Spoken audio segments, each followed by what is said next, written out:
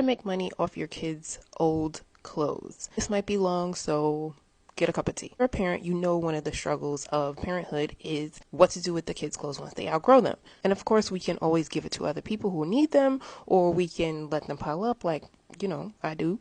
Or you can do the things that I'm about to tell you that can help you get either cash or credit to buy new clothes for your kids because they're going to keep growing, right? First thing is to be mindful of the place that you're buying your kids' clothes from in the first place. If you are able to spend a little bit more on certain brands, I would highly suggest doing so because more often than not, like it or not, those brands will have a higher resale value in the long run. Don't get discouraged because a lot of these brands do have sales where you can get things deeply discounted if you want to buy them brand new. They last through washes and can be handed down easily to younger children or other people in better condition. Some of these brands include Minnie Bowden, Janie and Jack, Hannah Anderson, Crew Cuts from J. Crew, a couple of others that I'll put in the caption below.